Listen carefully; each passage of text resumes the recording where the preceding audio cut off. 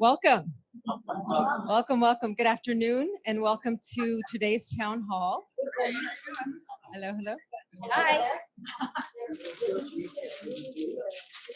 So once again, welcome to today's town hall. I'm Isabel Gonzalez.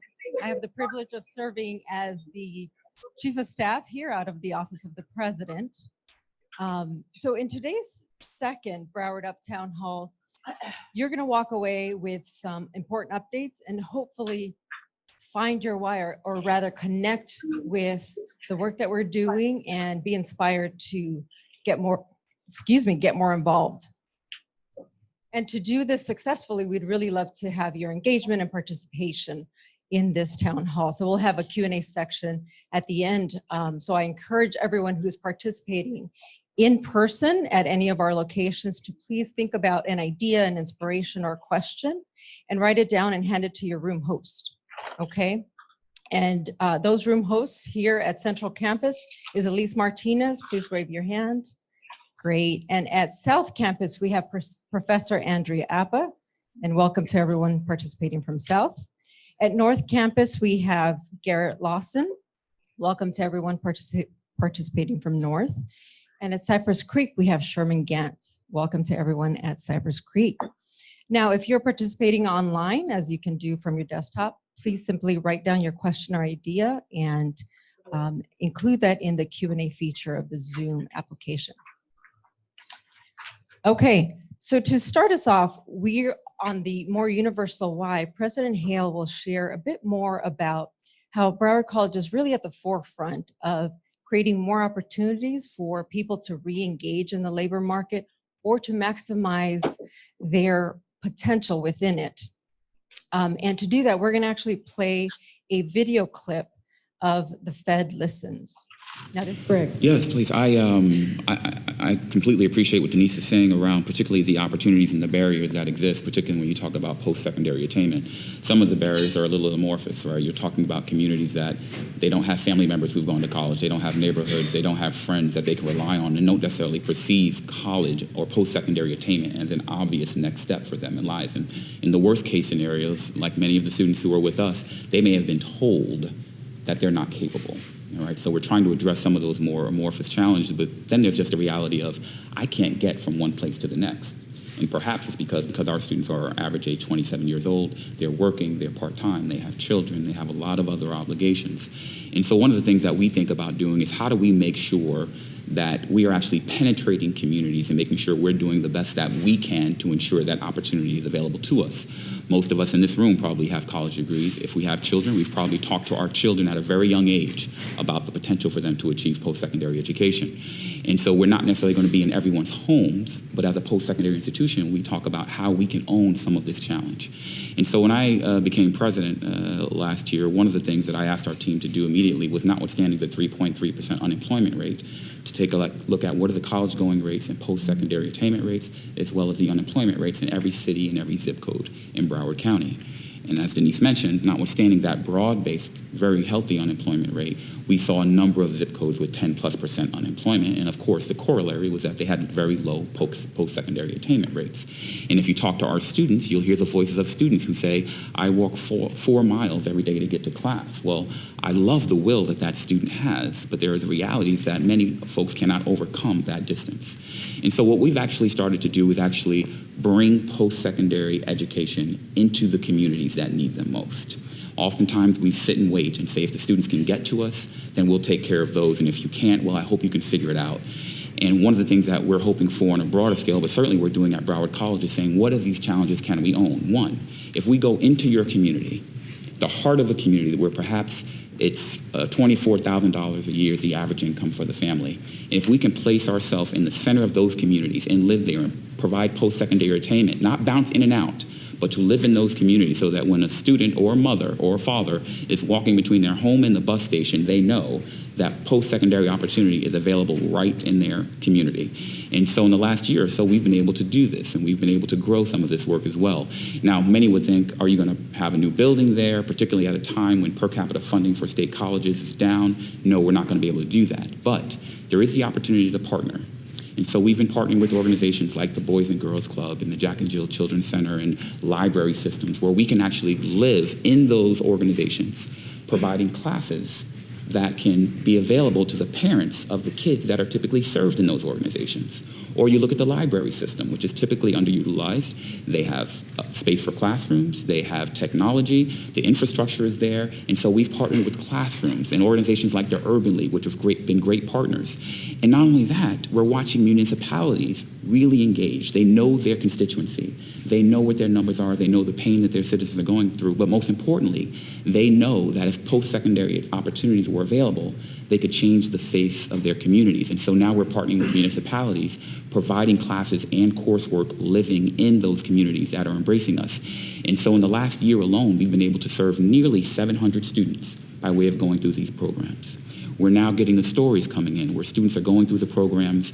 In fact, some of them have lost jobs. They've been able to get a certificate, just a certificate, in supply chain management or IT or aviation, and be able to now translate that certificate into jobs making $50,000, opportunities that otherwise would not be there. So I think about how we can be more creative about getting into those communities where we know those attainment rates are very low. And then even from a policy perspective, how do we own that? What are we trying to do for attainment rates in those most challenged communities? How are colleges trying to increase their enrollment of students from those most challenged communities? And then, of course, as we look at social mobility and economic mobility, how well are colleges playing in that space? The program we've designed is called BrowardUP, designed for students who are coming from these communities. UP standing for Unlimited Potential, with a recognition that everyone has the ability, but the limitations on opportunity are what we need to be embracing on behalf of our students and working with them to ensure that the opportunity is there. How's everyone doing? All right? Good. Can people at the other sites hear me? Yes. Oh, I have to stand here for them to hear me. Okay. For them to see me. They can hear me and see me. Fantastic. Thank you all for being here.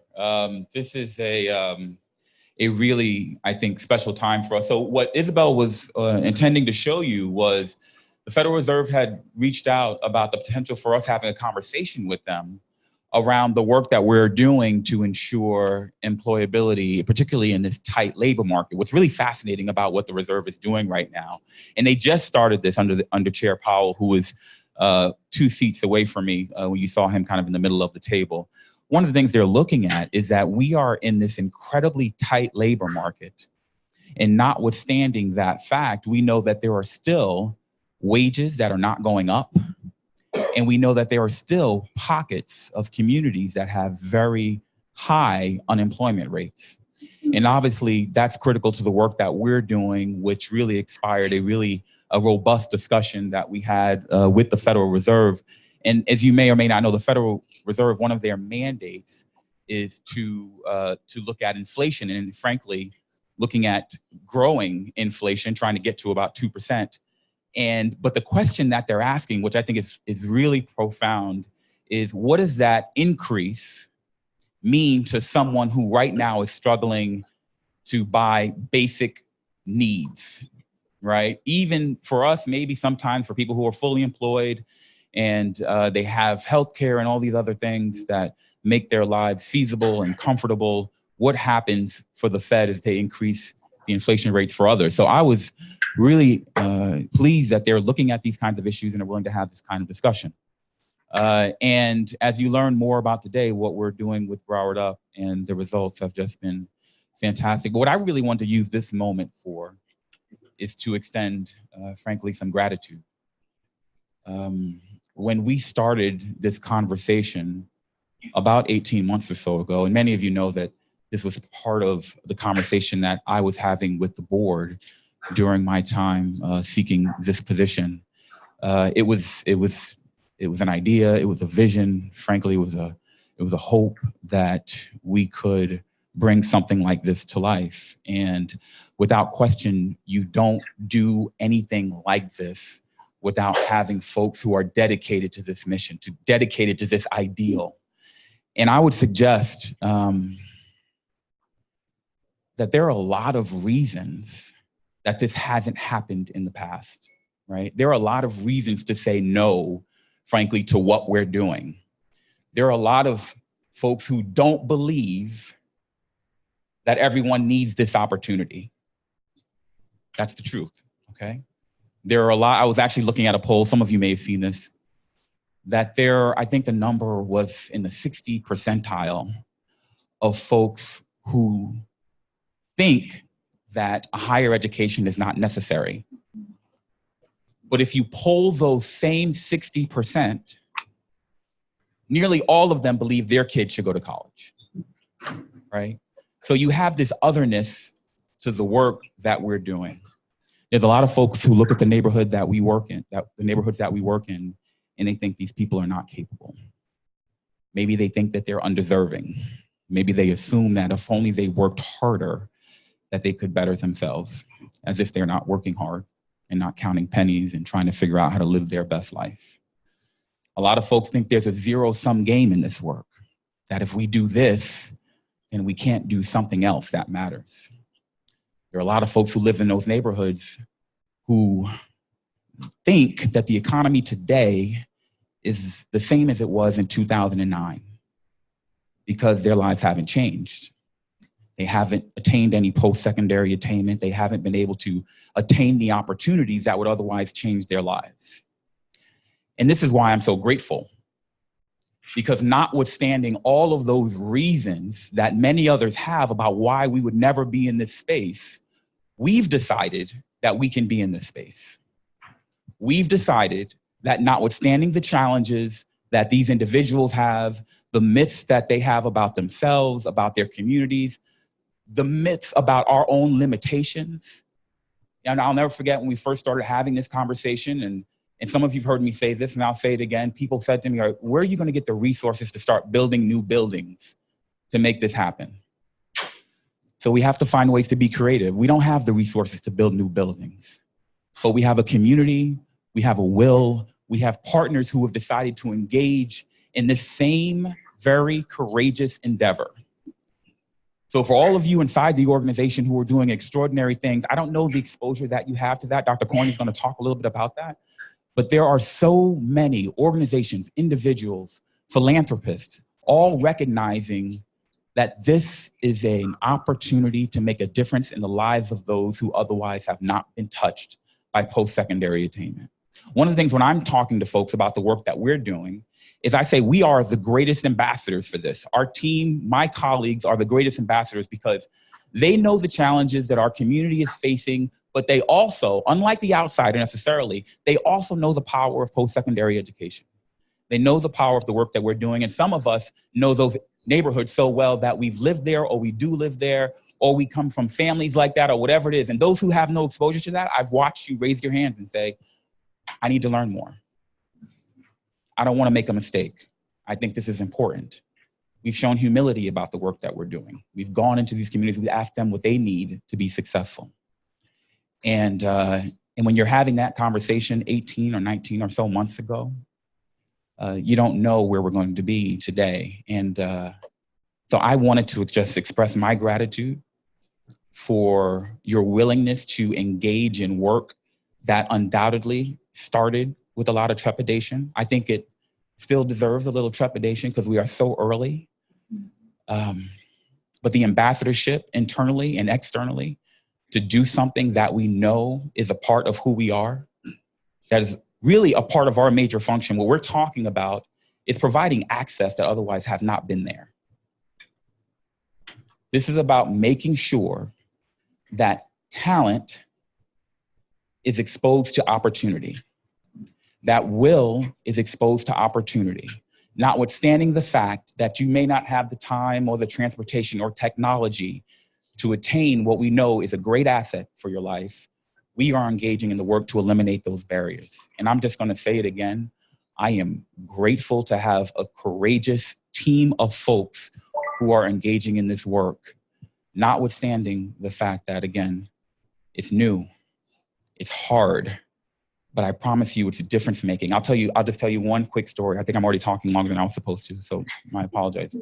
But just, it was when the chancellor of the Division of Florida Colleges was here.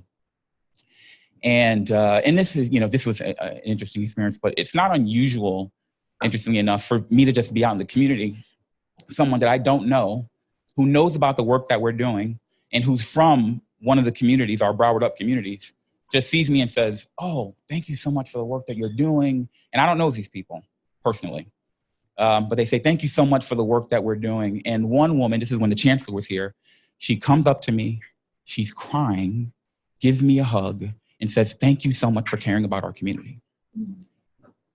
That's not me in that community. That's you. That's the people in this room. And I'm sure you've all seen it and felt it, those who are in those communities, and because I get it, and I know you must get it too. And I just want to say, again, it is real, it is tangible. Dr. Cohen will talk to you more about how we've operationalized the incredible work of this institution. So thank you, Dr. Cohen.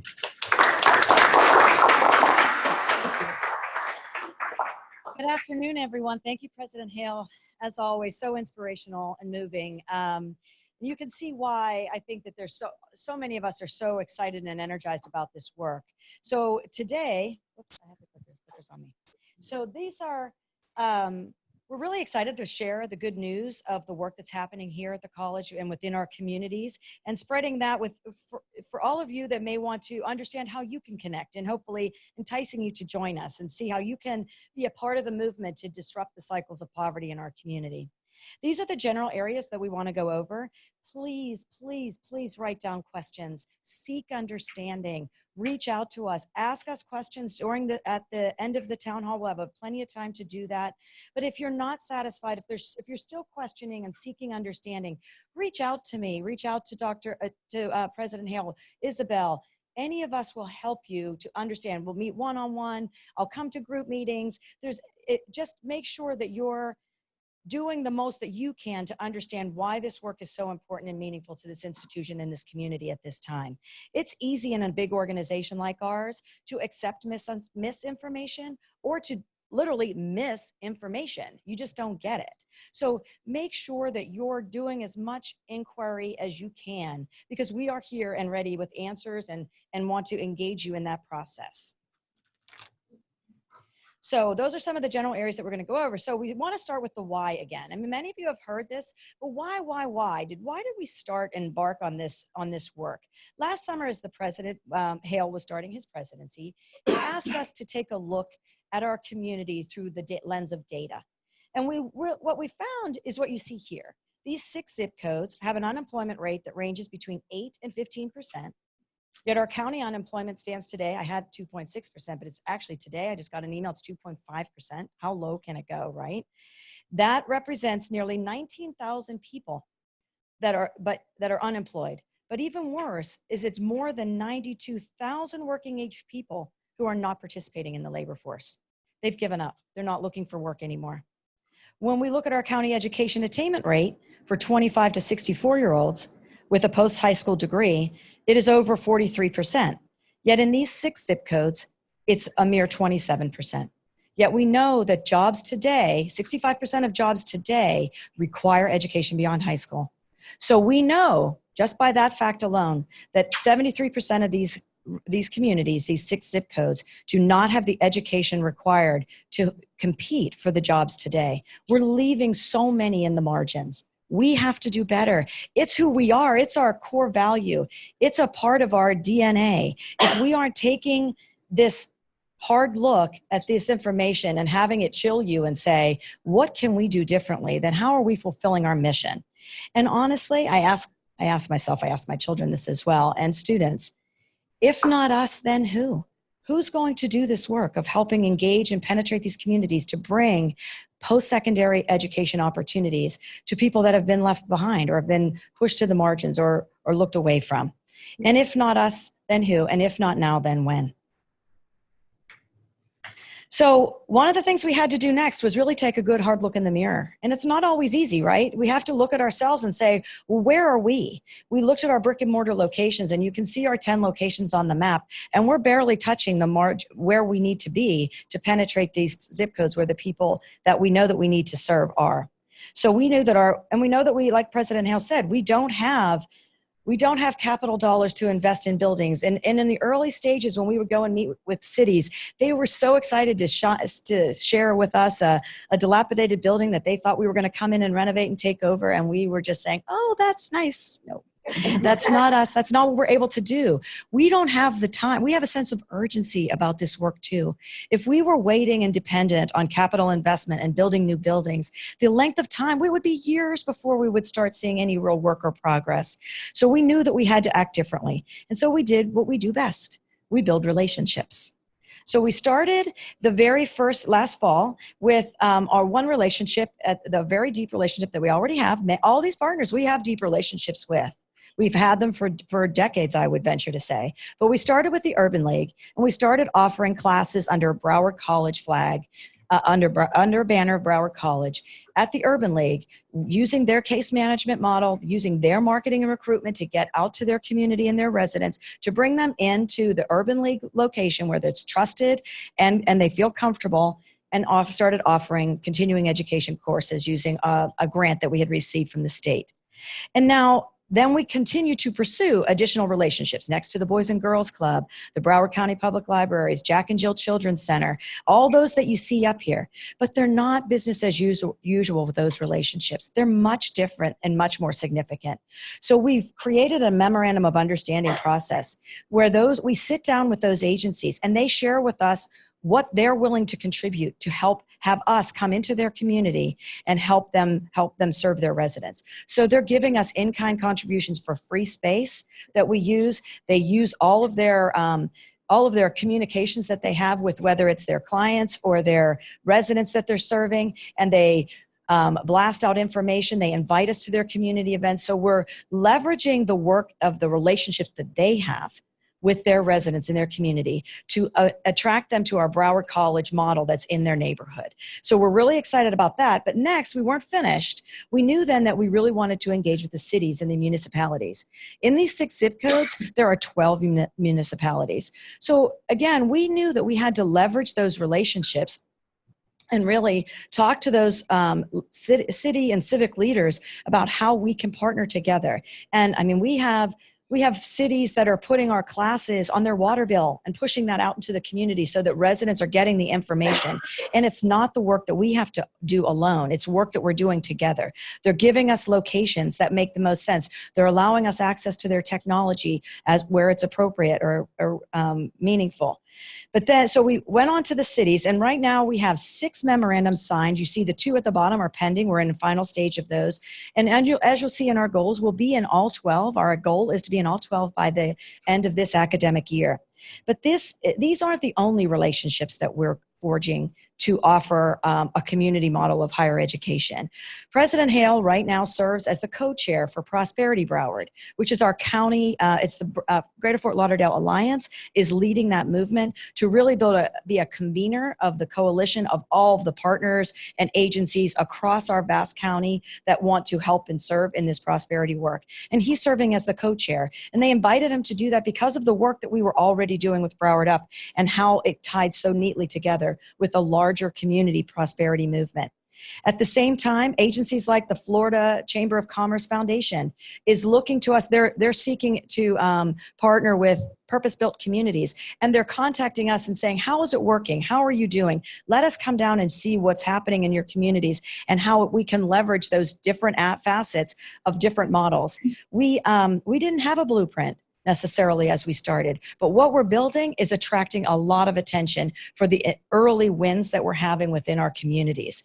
We also, I know you saw a reference to the Federal Reserve, but the Federal Reserve is also engaging with us to help build a benefits cliff calculator. So we are helping them create scenarios so that as incomes rise for folks and benefits decrease, that we're able to see the point at which we need to add additional support services to move people on a forward trajectory, even though they may be losing subsidies. So this is all work that we're engaging with across the country. I've talked with and spent time with the Urban Institute out of Washington, D.C., as well as locally, the Children's Services Council, who's helping us leverage the racial equity training that they have and bringing that into Broward College. And again, you've heard about our relationship with Opportunity Insights, and I'm on the right side. And that's another relationship where we're helping further develop our research model so that we can track and measure long-term impact on social mobility. So where has this taken us? So from last fall, with one location for free grant-funded continuing education classes, to this fall with 8 locations. Now, and then by the end of this academic year, we'll be in 15 locations, having a much more significant penetration and visibility and activity within these zip codes. So we're really excited about that work and wanted to make sure that we were sharing that with you. Every one of these locations has a Broward College starter kit, and that includes fence banners, posters, big pull-up banners. It even includes flags. Municipalities wanted to hang flags from their municipal buildings. It's really exciting. We're making it impossible for these residents to feel left behind by Broward College, and that's our goal.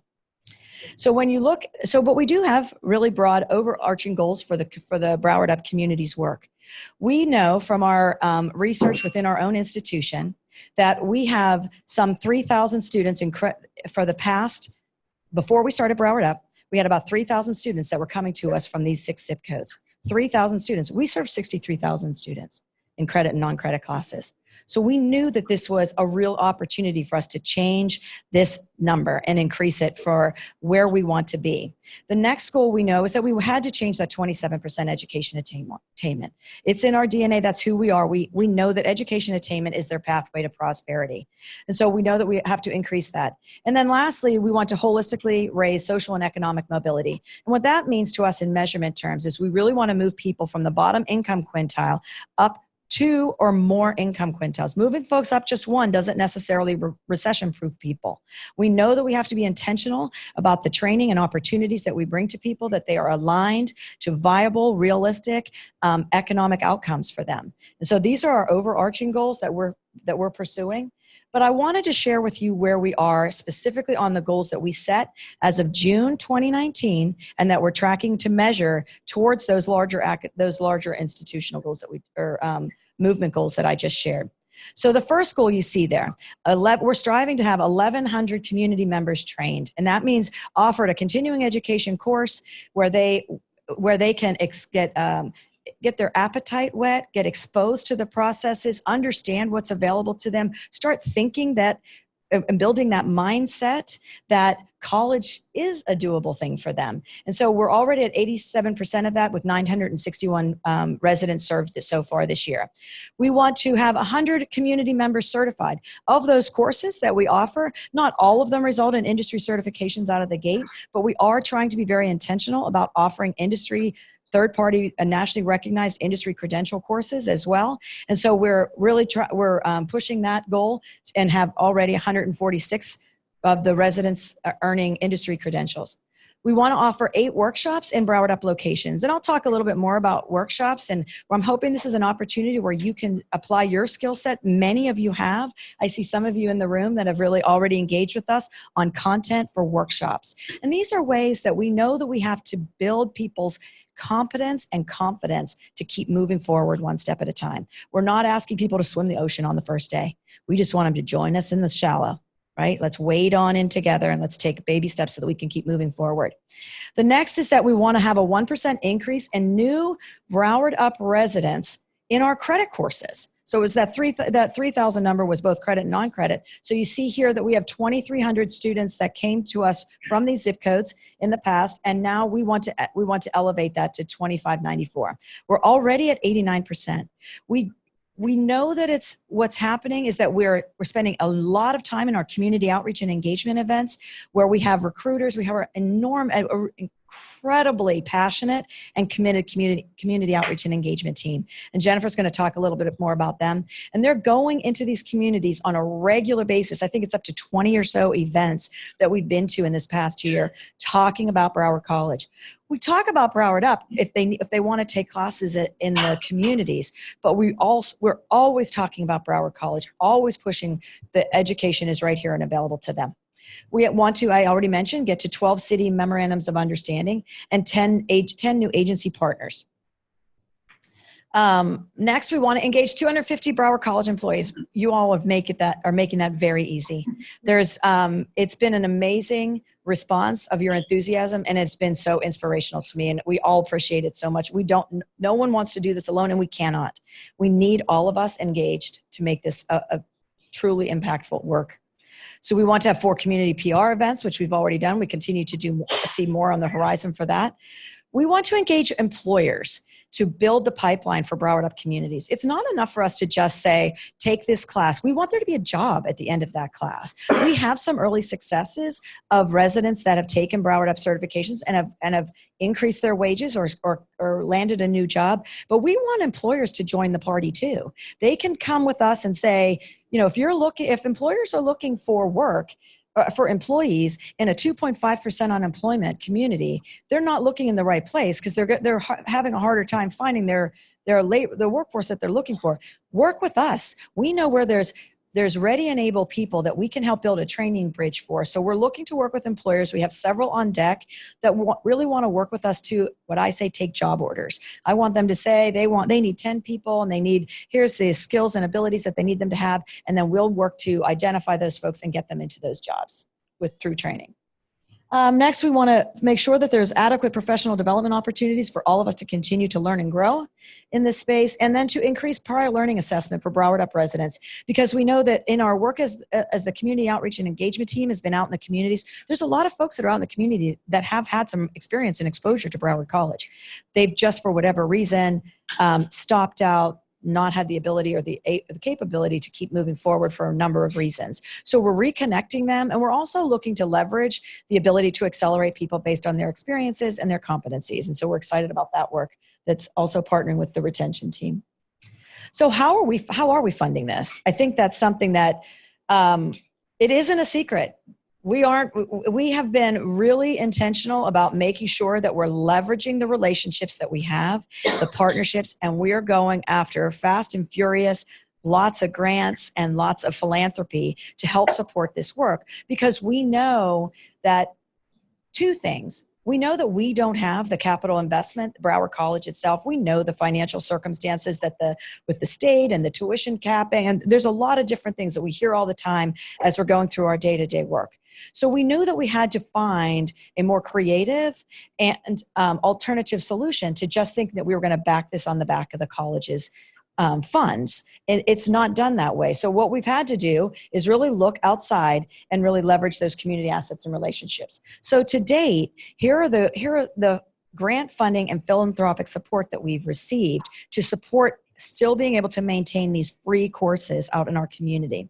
So we have an AmeriCorps grant that we've received. We have a Bank United, and some of these grants, some grants are as little as $5,000, some are as big as $1 million, and some. But then we're even so grateful and excited that in the coming weeks you'll hear announcement from a sizable gift from a family foundation that we received recently. So we're incredibly grateful that the community is responding, and it's not just locally. These are large operations and organizations that see this is a big investment for this community and they want to be a part of it. So the Bank of America, for example, it's a community builders grant. We've in the past gotten $5,000 or $10,000 grants, and not balking at $5,000 or $10,000, but the work that we're doing is bigger. It needs more. And so now they came to us with the $200,000 award that we are on their radar. They are so excited about this work and capturing information and evidence about how we're moving people out of poverty. And then we also have individual donors that are coming to us. So at the end, as I tally all these up, what we've realized is that for every $1 that we've invested from the college funds, we've claimed $6 in external funding and support for the Broward UP movement. So it's a really fabulous way of understanding the community connection and engagement to the work that we're doing. So next, I do want to go through, and I'm almost done, I swear.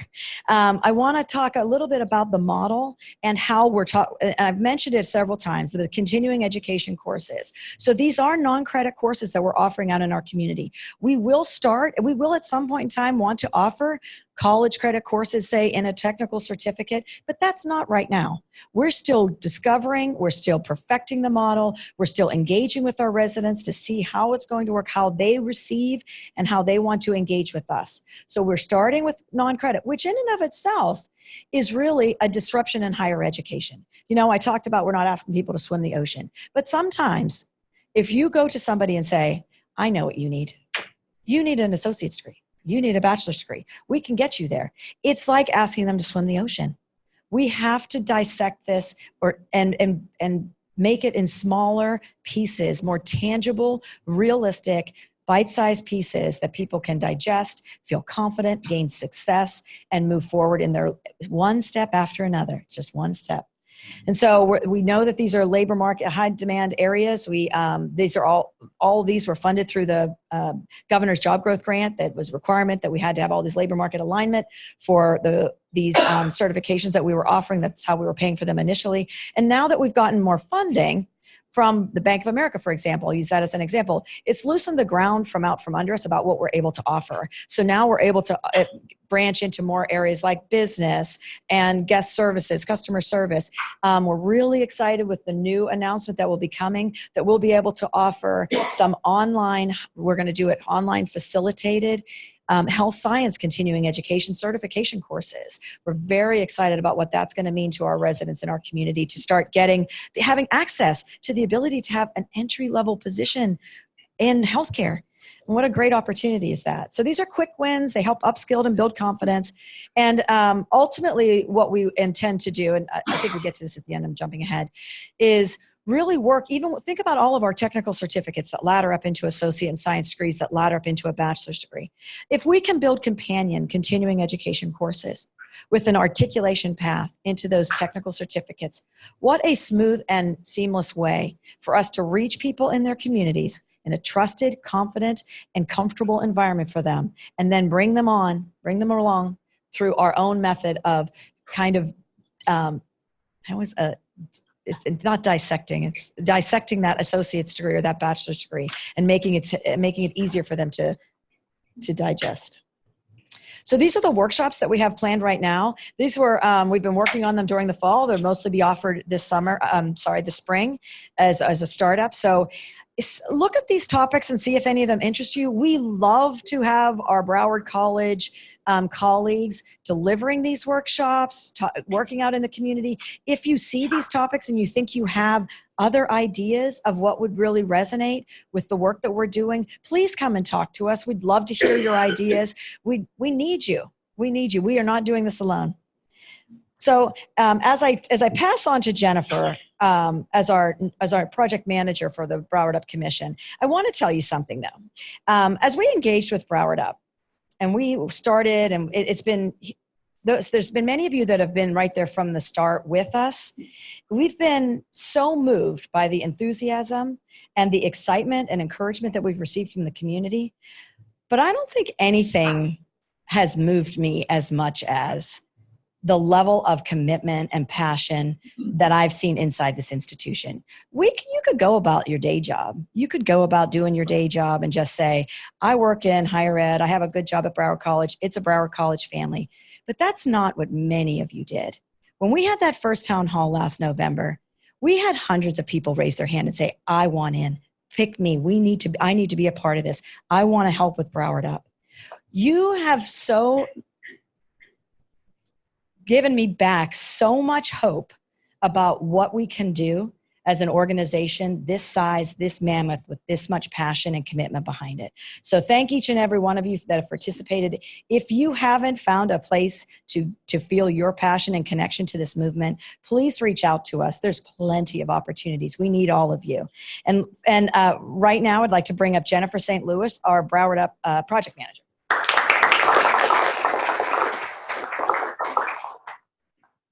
Afternoon. It's a pleasure to be here with you all. As Dr. Coyne mentioned, nearly a year ago, over 150 college employees came together to form the Broward UP Commission. And since then, the commission has been hard at work. I know you've seen this chart many a time, and you can see the 10 commission teams. And by the very nature of this work, some of the teams are right at the forefront, hitting the pound running. You've seen it on our Facebook page, the community engagement team, the program and skills team, our technology team. They're right there in the communities, really mobilizing and getting this thing off the ground.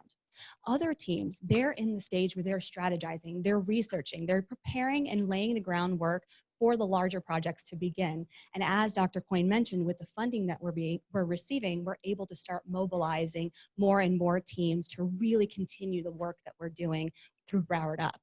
You'll notice one addition to this chart that you may not have seen before, and that's the case manager. So Sherman Gant, who's serving as our host, room host over at the Cypress Creek location today, he is our first Broward UP case manager. And through that, what Sherman is doing, and he is building the Broward UP case management model, but he's not doing it alone. What we have him doing right now is he is shadowing the internal departments here within the college, because we know what we do well. And so he's learning the ins and outs of our various departments here at the college, but he's also shadowing our community partners. Like Dr. Coyne mentioned, we have been partnered with Urban League, and they have a case management model. So he's learning from those folks, other partners as well. And that way we can streamline those processes to then segment the individuals out in the community, help them upskill, help them find the next coursework in their path. Also help build that bridge and walk them across the bridge here to the college to degree-seeking programs, so we can continue to raise that 27% to a degree attainment. So I know we've shown this, so I want you to see the faces of some of our team leads. Each of the 10 teams have a lead or co-lead. And as you can see, lots of different departments, faculty, staff, administration involved in this. And this is a mirror of the team members themselves. Each team has between 10 to 15 members. Our community engagement is an exception. That's one is rather large, since we're always out in the community meeting members. It's great to have a large team for that one. And it's bringing together all of the unique institutional knowledge and everyone's unique talents and skills to these teams. What's really unique about them is there are members on the teams that their day job lines up to the team that they've chosen to serve on. And that's beautiful, because then again, they're helping to shape and build Broward UP through processes that already exist. Then there's others that are on the teams that their day job has nothing to do with the team that they've chosen to serve on. It's just a passion, something that they were interested in, or perhaps that they just wanted to learn more about. And so really, there's a way for everyone to find some way to get involved based on your interests, your talents, and your skills here through the commission. So wanted to highlight a few of the commission achievements, and so you can see those behind me. And as you're taking a look at some of the achievements, I'll give you a little bit more information on what each of these teams has been up to. So our community engagement, again, one that is the face, we say, of Broward UP, they're out in the communities. What we've been doing is, of course, the community invites us to participate in their events, but we've also started to take a proactive approach where we're reaching out to the communities well ahead of time so we can put together a calendar of events that eventually we will host on our Broward UP Connect site. So those of you that would like to get involved, to come out as a part of this engagement, not necessarily serving on the team if that's not the team that you so choose to serve on, but then you'll be able to find that information and then come join the team, stop by and say hello as well. So they're out in these communities, and what they're doing there, as Dr. Coyne mentioned, they are shouting the praises of Broward College, being that presence in the community to say, we're here and look at what we've got to offer. But yes, through the conversations that they're having, they're listening for those individuals who could really use those quick wins, the opportunities to upskill for immediate employment, or to help shift that mindset to then continue going on that educational journey. And so they're out there doing that. They're meeting residents where they are. So these community engagement events, they're not just college fairs, though we do go to those. And they're not just career fairs, though we're there too. We're also going to Finally Fridays on Sistrunk, where community members are dancing, engaging in good conversation, having a great time, and we're right there dancing, engaging in a good time with them, and talking about Broward College. And so at events where it's appropriate, they also have the iPads there to do community surveys, because not only do we want to bring what we can to the communities, but we want to be able to tailor that programming as the funding comes in to the needs of the communities. So packed with our labor market data, because of course we may hear that a community wants a certain thing, but if that's not really going to get them a job, to get them up to the quintile level that we know that they need to be economically self-sufficient, we're able to then listen to what they're saying, team to help tailor that programming to the needs of the community. So the team is there functioning in that sense as well. Of course, helping get the people for the enrollment in our classes. And so when we know a class is coming up, we're tailoring our outreach in that community to say, hey, we've got this class coming up next week. Let me help you get enrolled, and pulling out that iPad to help do so. Our program skills and training team, they're working in conjunction with a lot of our internal departments, working very closely with the continuing education as well as our core grant team. And that is to program the classes out in the communities. So again, working very closely with all of our community partners to identify the time that's available and put together a robust programming for those individuals out in the community. And they also have a big hand in helping get individuals into the classes as well. Our technology team, they go out and they assess every single Broward UP location that we identify, and they look at existing technology to make sure that it's up to par and that it has all the technological needs that we need to deliver these courses. But in the locations where the partner or the community just are not able to provide their own technology, they're helping us to bridge that digital divide. Because we know sometimes meeting individuals where they are and the best location to do so may not have all of the technological needs or otherwise that we would like it to have. So they're helping us in creative ways to bring the technology there, making recommendations for purchasing when that's needed, but also looking at creative ways for donations to bring the technology into these areas. And these folks have been fantastic. They're bringing the technology, setting it up, breaking it down. They're also helping to create an inventory. They help with those iPad checkout process for the community engagement team. They're also exploring technological checkout programs in the future for community residents. And finally, they're working on an ITN to, again, help us when we do need to go ahead and do some purchasing to help with those prices. And so very dynamic team, and they're hard at work. Our locations and branding, they also have a key role in Broward UP. And so what they do is they help us with our strategizing. That's one of the things they do.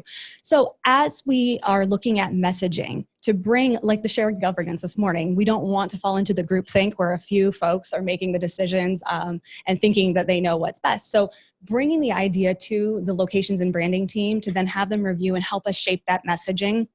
That has been instrumental as we've been putting together things like our motivational posters that are out in each of our locations. We wanted to know what will resonate the most and how can we tailor this messaging? Just like some of our posts, our handout flyers, what's the right language that we really should be communicating to the residents of these communities?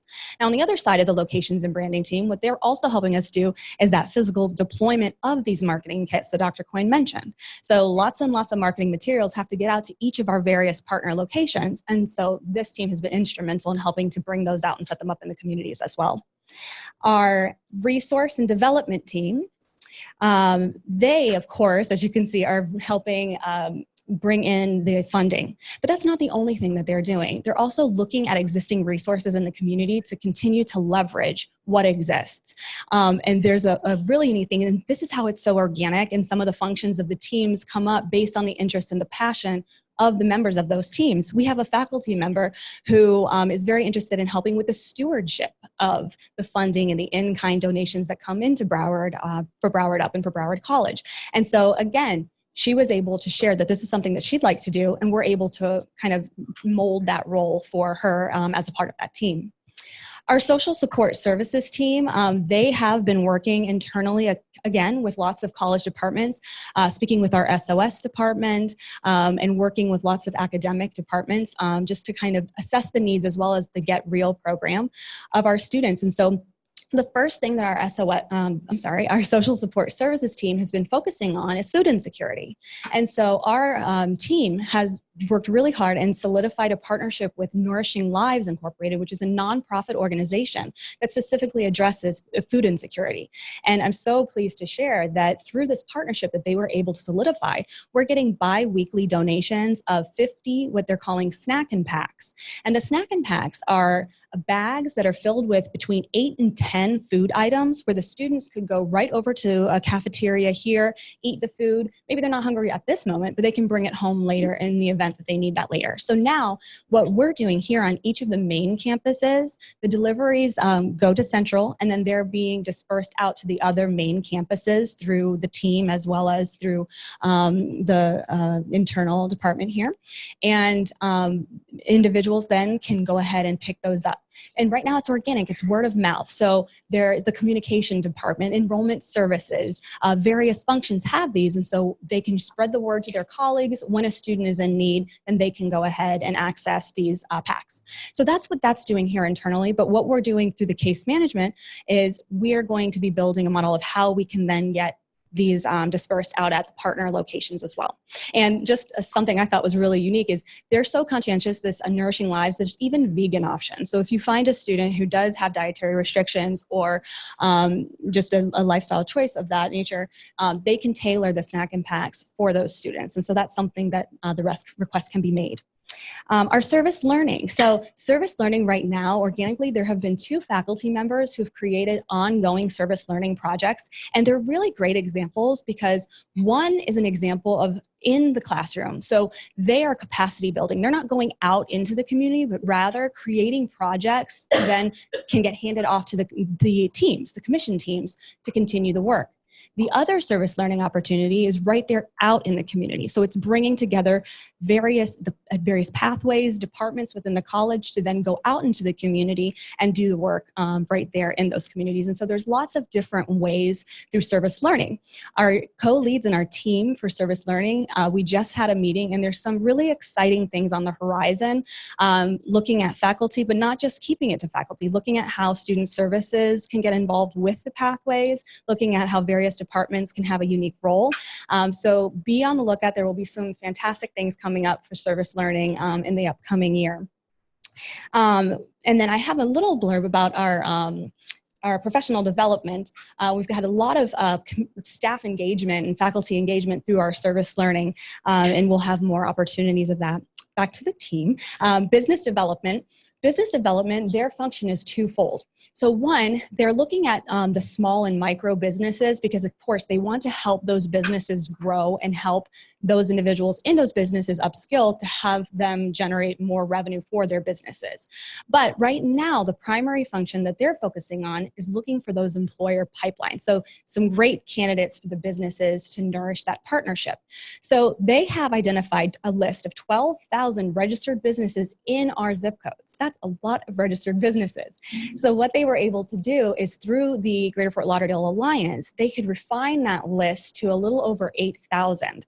The 8,000 list now are the businesses that generate enough revenue that could really sustain this type of partnership of the placement, that pipeline from student to employee. And so what they're doing, they're now going through that list to identify the top employers to then approach for this kind of partnership.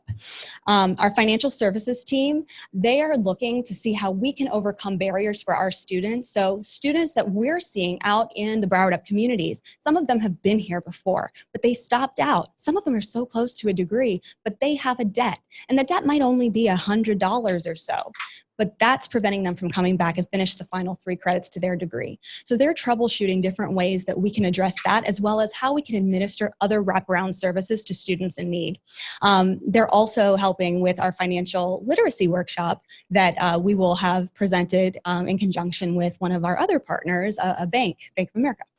And then finally, last but very not least, is our retention team. And so our retention team has been strategizing. They've met that example that I mentioned with building that bridge and helping to walk those individuals over the bridge.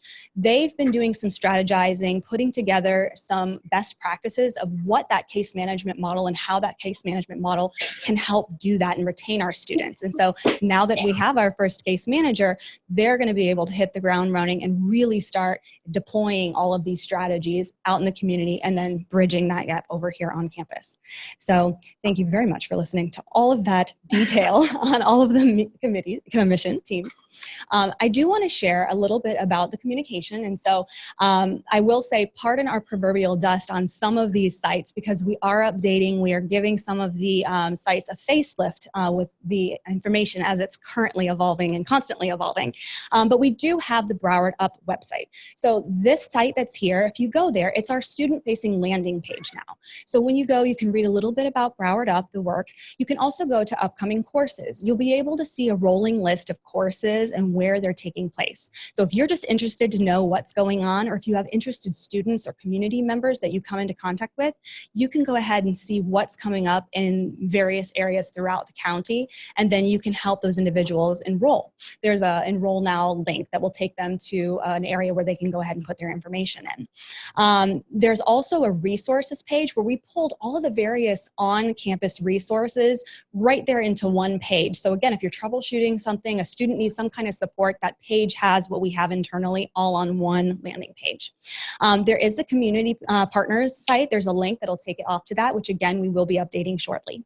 The BC Connect. We do have a Broward UP Connect page, and so we will be updating that as well. But there is a quick fax that here we do have physical copies at this location and all of our satellite locations, but you can go on and you can find the Broward UP quick fax. So today, after hearing all of this information, if you're like me and you're read-write and you like to read everything and write things down, you can find that and you can take that with you. Our social media, we're very active on Facebook, and we've just started to launch all of the other social media sites through help of one of our service learning projects. And of course, our dynamic marketing and public relations team, they write press releases after all of these partnerships are solidified and other various events that Broward UP has been engaged in. And so we'll be pulling that into our website for a one-stop shop. But for now, you can look at the Broward College blog as well as where the press releases are housed on the college's website and read what's been going on through that medium. And finally, we have a Broward UP bulletin. And our goal is to disperse that one time a semester, and the first one went out last fall. So keep an eye out during spring for your next version of the Broward UP bulletin. And that gives you an update of the commission as well as some participant achievements. Speaking of which, I want to share a little bit about Nadine.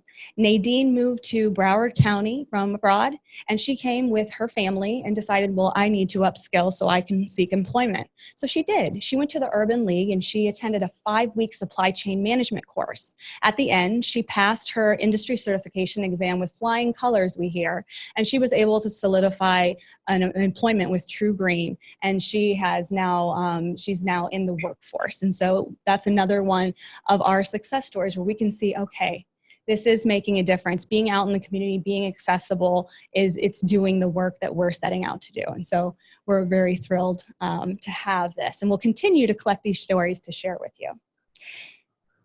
So I will go ahead and I will hand it off to the Vice Provost Snassi and Stubbs, and they'll talk to you a little bit more about faculty and staff engagement. Thank you.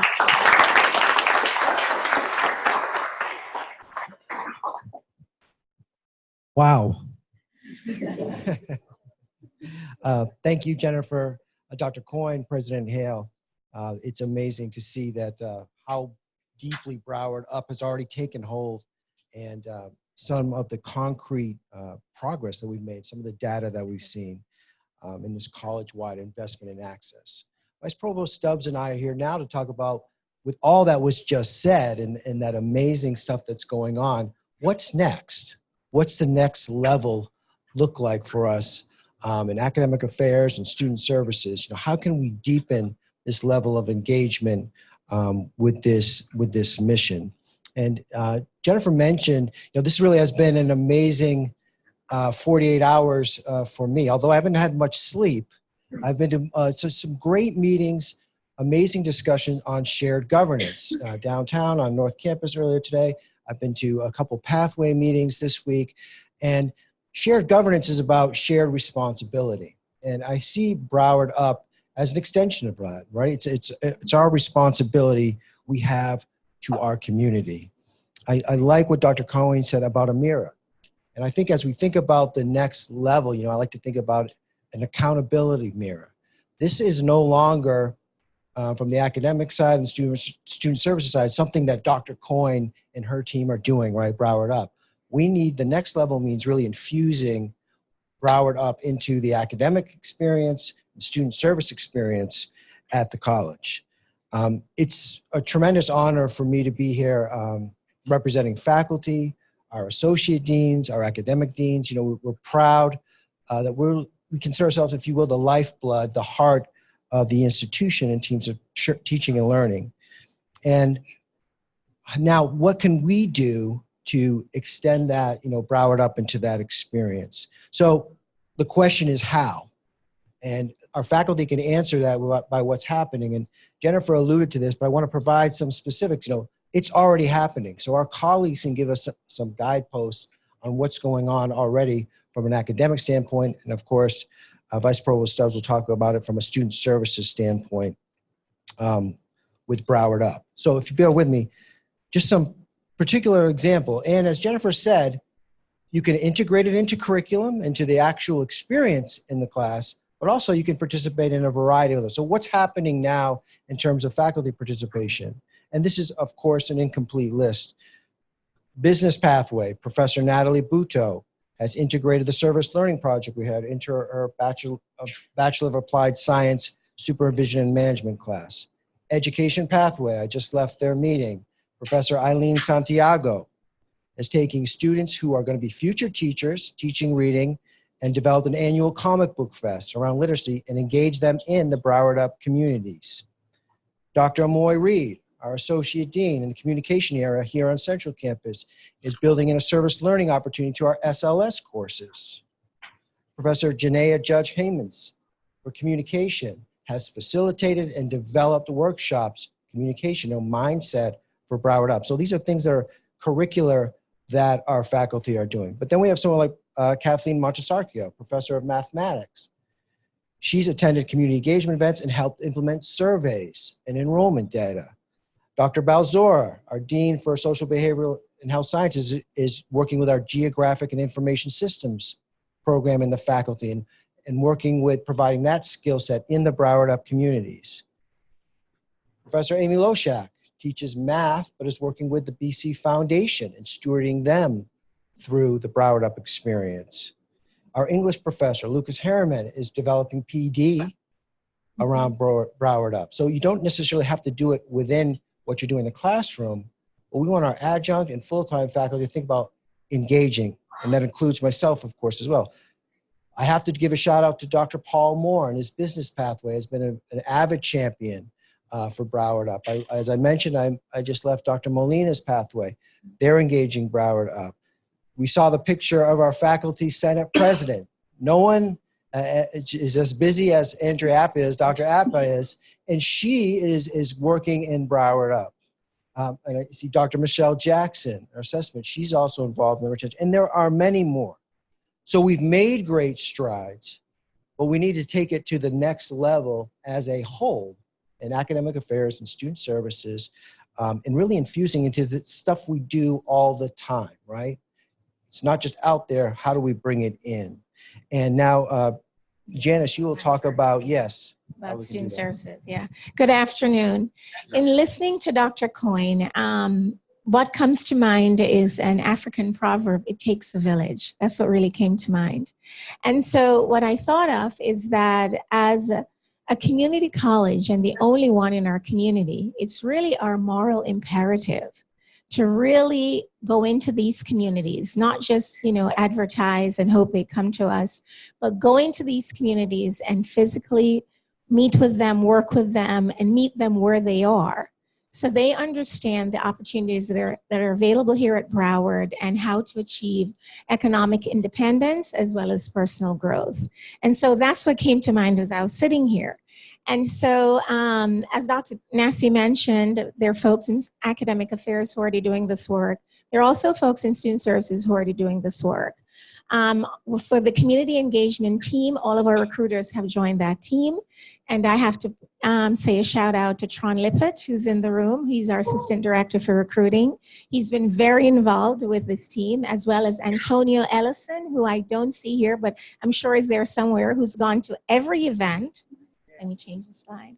Who's gone to every event, every recruitment event that Broward UP has sponsored. And one of the things we're doing is we're making sure we integrate the processes into our normal processes. Leveraging Workday, what we're doing with Workday in terms of adding prospects to our system, how we engage our prospects, how we track our prospects, whether they convert or not, and being able to tie them back to a recruitment event. And so we're working through that. In addition, we're making sure we're tailoring the messages. So it's really important that we bring all of this within our our regular processes and leverage all the systems that we have, right, to make sure that we're converting prospects, we're working with the applicants the best way we can. In addition to that, we have folks like Carlos Parra, Jared White, and many others who are working with social media.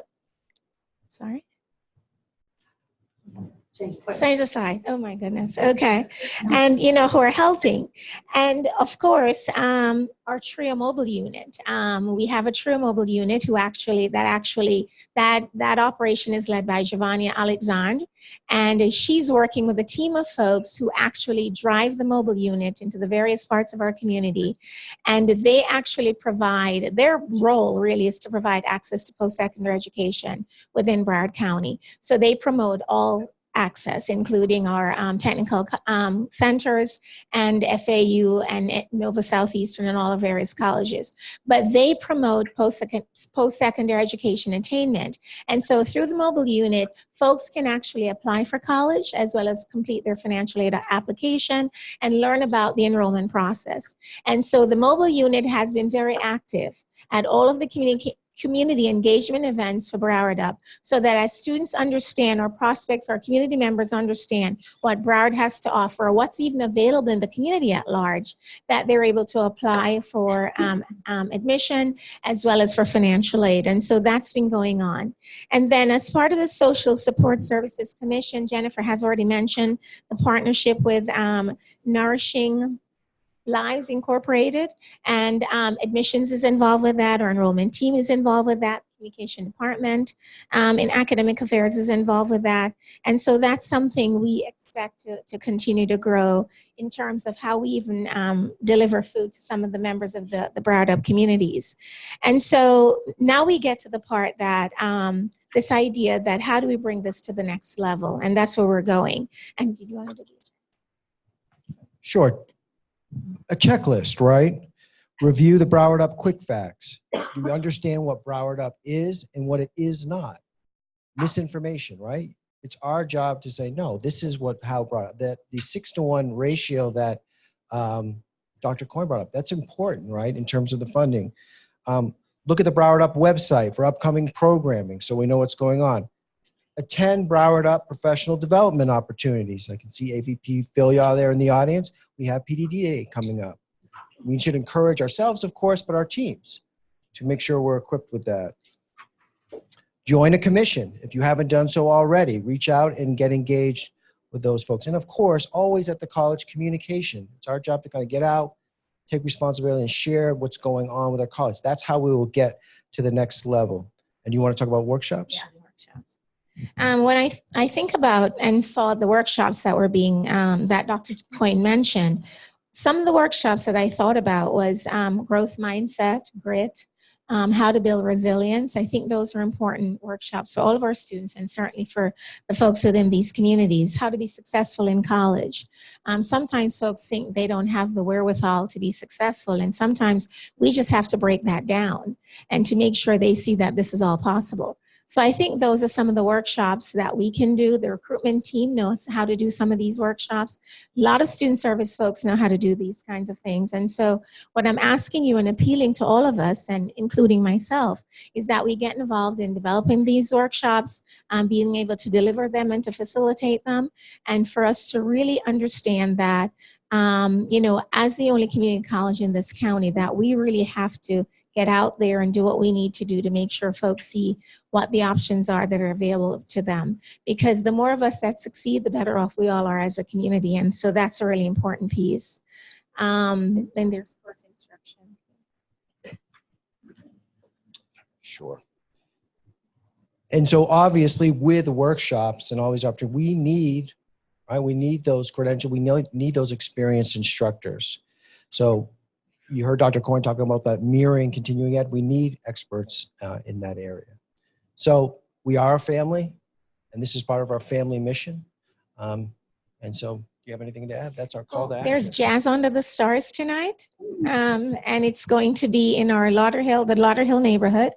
And so I'm inviting you all to come out. It's actually free, but it's also an opportunity for us to be in the neighborhood, representing the college and let people understand that we're there and that we care. And I think that's even a really important piece, is to show that we care. And I think that matters. So anyway, thank you all, and I look forward to seeing you all possibly there tonight and other events. Dr.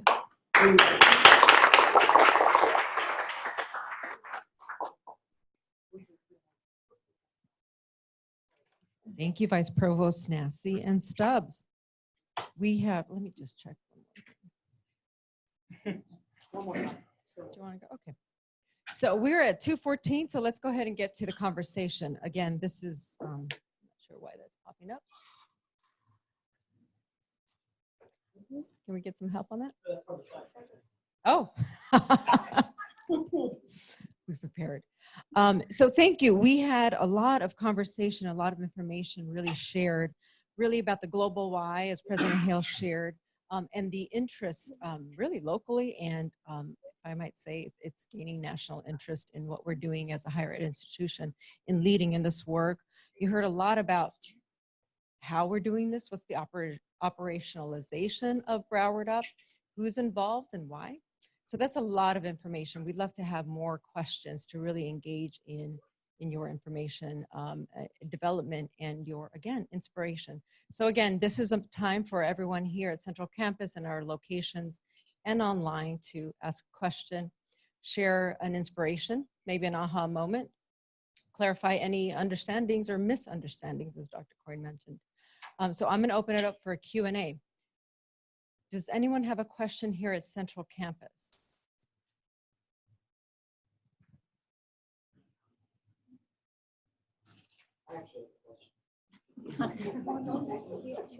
Presenter and participant. Happy birthday, Renee. It's Renee Law's birthday. Happy birthday to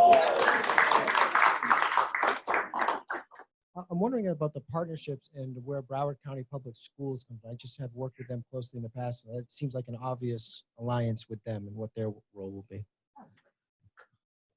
Well, that's a great question. And it's really an evolving relationship as it relates to BrowardUP, because it's a natural fit, obviously. We are hoping to, in the very near term, have adult classes for parents at perhaps Stranahan High School and Dillard High School. That's one way that we're going to engage them, which is different, right? That they're really interested in, and how we can leverage their, what they, like just like at the Boys and Girls Club, where they call quiet times at the school, to use for the adults and those for the parents to be able to come. But it's obviously a very deep relationship. And then we've had a conversation with Superintendent Runcie, where he wanted to kind of look at it as a vertical, one whole pipeline of from early childhood all the way through high school and then into college, and really start focusing in like that in one vertical, so that we can replicate across the 6 zip codes. But they definitely are a partner and engaged in many facets of it. It's still unfolding as exactly how it's different for BrowardUP, I think, but it's mostly going to be in serving adults. But we always want to engage young people. So one of the things that I really love about the model of teaching parents at their kids' high school is that it's really starting to change the generational model of, I'm going to school, you're in school, we're all in school together. I mean, I graduated from college with my daughter when she graduated from high school. I mean, it helps, I think, children to see that ongoing educational growth. Thank you. Thank you, Dr. Coyne, and for the question, Vice Provost Nassi. So we have another question from online, and the first question is about us, employees. How do employees share more about BrowardUP in the communities? How do we, really even promote the conversation, start the conversation, or answer questions about our college opportunities and BrowardUP? Jennifer, do you want to take that? Great question. Thank you. Well, the first thing is reviewing the Broward UP Quick Facts. It really does include all of the things that you would need to know to be able to communicate, really the who, what, where, and why. So it goes all the way back to the communities and giving you the figures about the communities, as well as how we're mobilizing what we're doing here at the college through Broward UP. It gives you bite-sized pieces of information about the programming, as well as some of the success stories and the commission team. So that would be the first thing that I would say. Go ahead and review the quick facts, and you are welcome to share those as well. It's community friendly. In addition to that, it's really just listening as you're out in your various roles in the community, hearing about what resources are available and also where there's deficits. And it's really just looking to match those where we can come in and bring the resources and where we might be able to work with those community members on the resources that they have. And then please feel free to reach out to Isabel, Dr. Coyne, myself, and we'll be able to field those resources, or I'm sorry, the connections to the appropriate commission team, or here internally, we will be able to go ahead and help facilitate those potential partnerships. Thank you. Thank you, Jennifer, and thanks to the person who asked that question. I'm going to turn it over to South Campus. Professor Appa, are there any questions at South Campus at this moment? Okay. That last question that came in is from Okay, great. So the last question, actually, I really like this question. So we just had a question about how employees share more about Broward College and Broward UP. And this idea more so really is something that we can figure out, but maybe have a dialogue here, is about how our current Broward College students can sort of give testimonial and share with community members their experience here at Broward College, really to be those advocates. Any ideas on that? I mean, yes, I was going to say. Vice Provost Stubbs. I think one of the ways that students can do that is to be a part of the community engagement team. Students are actually our best recruiters because they tell the story, and other folks identify with them. They're not college employees. It's coming from the heart. It's very authentic. And so they can, particularly if we can get students who are even from those communities to share their experiences, I think that would be very effective. So I think we can, try to figure out the students who are interested and maybe get them involved. And we don't even have to prep them necessarily, because it's just them sharing their stories about their experiences here at Broward College, how they got involved in clubs, what subjects were difficult for them, how did they overcome whatever challenges they were facing. Those are some of the best ways for people to really understand what it means to be a college student and what's really effective. So I would say that was one of the best ways for our students to get involved with Broward UP. Love that idea. That's great. Thank you, VP Stubbs. So we have another question. I'm not sure from where it is, but the question is around how are we already, or how will we engage with the technical colleges so that we're not overlapping and actually sharing the same mission? Dr. Coyne, would you like to? Thank you. Thank you for the question.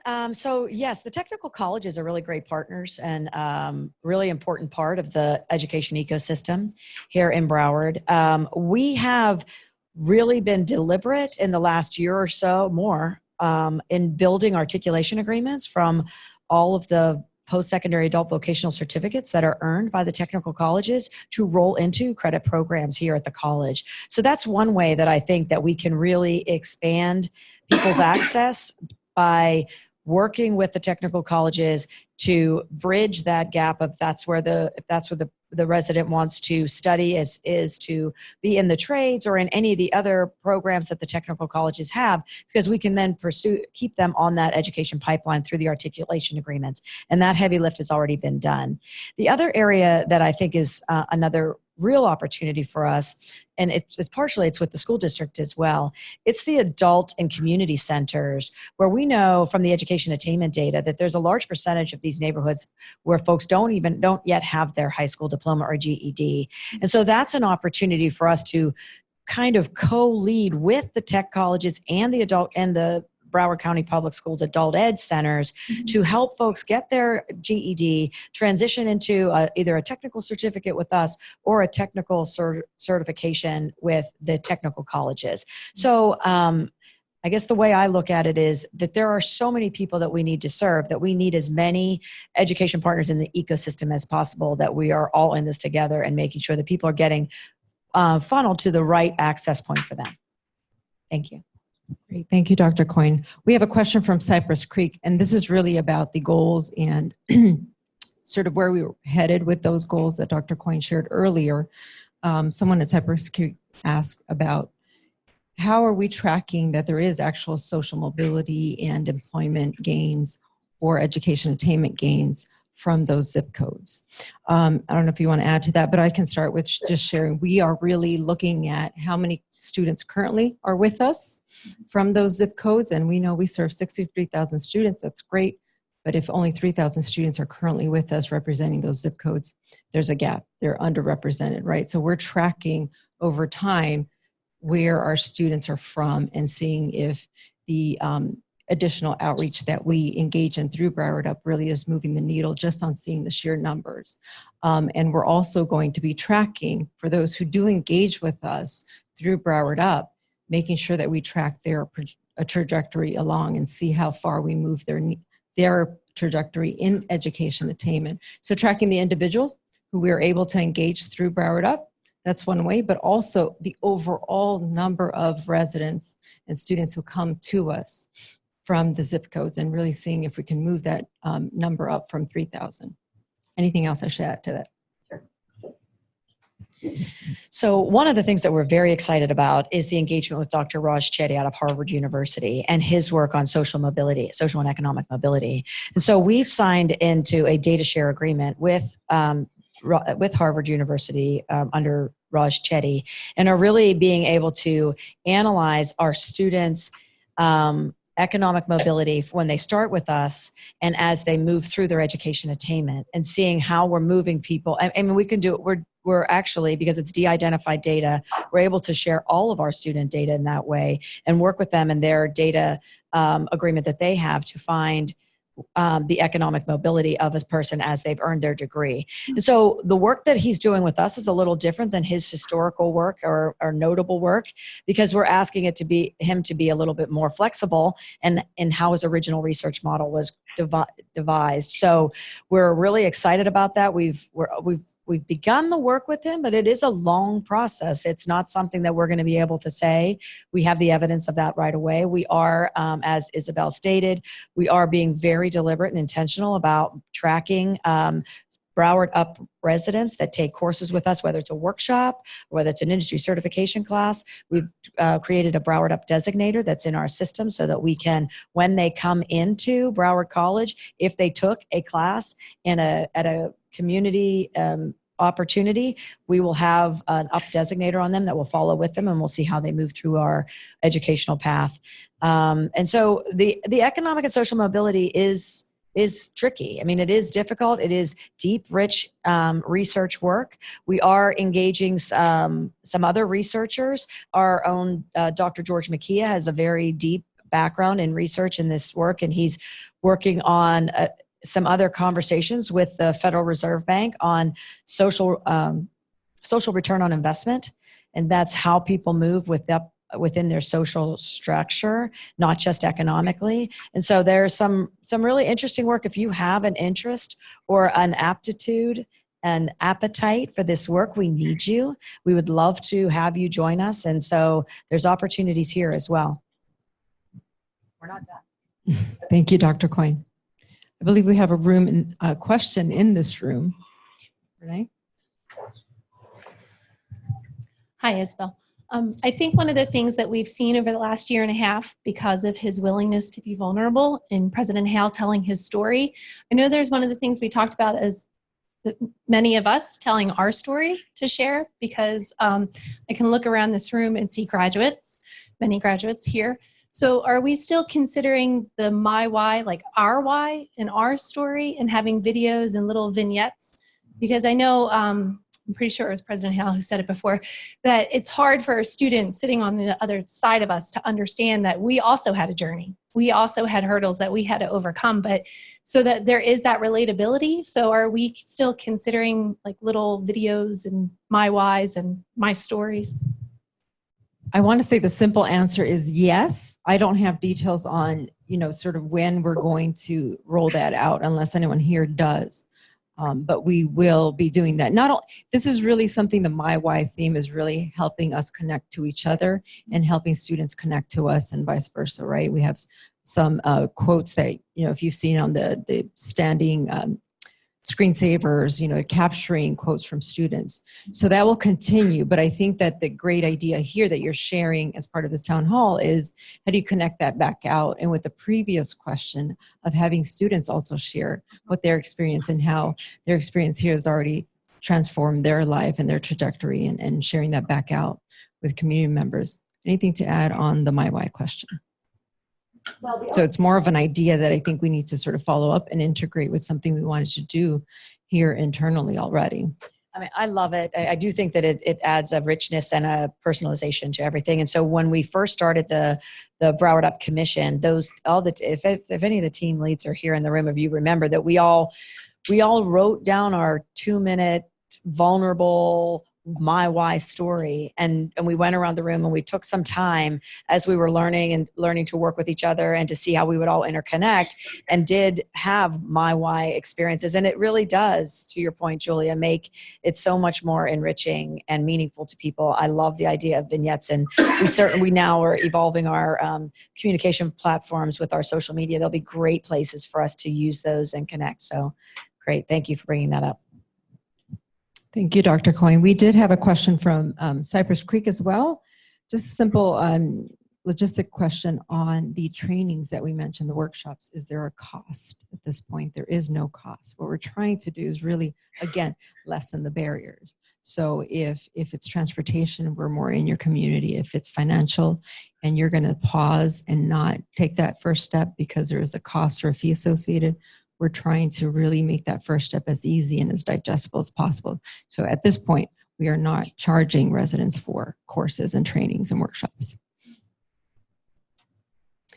I'm going to pause here just to remind this webinar, this town hall was recorded, so we're going to share after the event a recording for anyone who might have missed us or wasn't able to join us. If you would like to also view the video with sound and everything, the video from the Federal Reserve, we will also include that, and some quick facts. The quick facts that Jennifer mentioned will be included to sort of get us all started in reconnecting with the details and the information that were shared here, but also so that you can continue to share that information.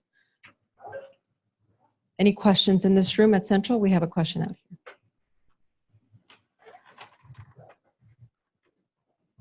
What is the connection between, or the relationship with, our continuing ed program here and Broward UP? Like, what's the similarities and differences, if that's fair enough to ask? Really good question. So I know the folks who asked the previous question. Do you want to just introduce yourself? Laura McDermott, English faculty. Great. Thank you, Laura. Well, they are Broward UP. We are them. They are us.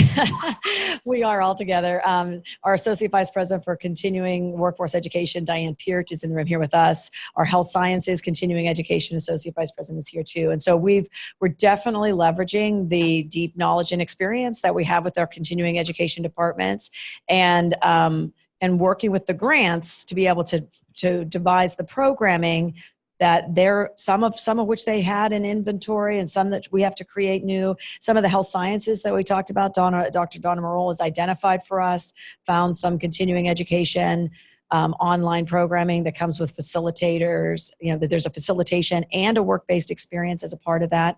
So we're constantly evolving, iterating, and pivoting to make sure that we're offering the most robust programming and seeing what's next. And then when I talked earlier about really laying our technical certificates, that Broward College Technical Certificate, side by side, and building a companion continuing education course, that's going to take some work.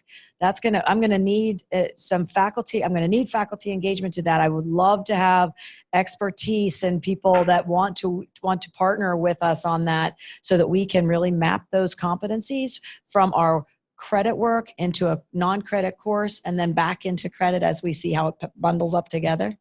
So anybody that's interested in partnering with that, we'd love to hear from you. Thank you again, Dr. Coyne. We have an announcement from our folks and colleagues at the Talent and Culture Department more of a plug. So what they're trying to do are health and wellness events and engagement that they're leading. They would like to make a plug that in those, please look for announcements about those health and wellness events. They would like to invite us as employees to consider donating Walmart gift cards or maybe other resources to support our Broward UP communities. So you'll hear more about that in their announcements about how we can very much like for example, the holiday party, the employee party, we are also always connecting to how we can make donations while we're at these events to always think about the connection to the community and those in need. So that is one plug from our health and wellness team who will be leading some events. So look for announcements on that. It is about 2:33, so I would like to sort of see if there are any more questions. One more, I have it. Any questions here in the room? Yes, certainly. Thank you. There's always the bottom line to thing. I'm sure President Hale is happy that he doesn't have to lobby the way he's in that position. It seems to me that the college has kind of a two-pronged financial challenge. One is that students really have to borrow too much money. And, you know, this is a crisis around the country. And also our state, it's getting better, but, you know, at one time, not too long ago, the state was hostile towards higher education, particularly community college and promoting the universities. I think it's improved over the last few years, but I think these are two issues. I wonder if this program is gaining us a little more respect at the state level, because I think this is what they do want us to do.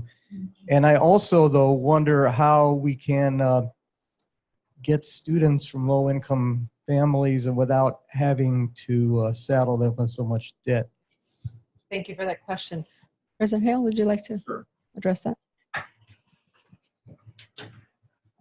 I think it's a great point to have raised. You know, the challenges that we've had as it relates to our state college system and the support or lack thereof from the state on the whole. But yes, this is a critical component of not only our work, but of the interests of the state. So what you may or may not have heard is that the governor has launched what he's called a Sail to 60.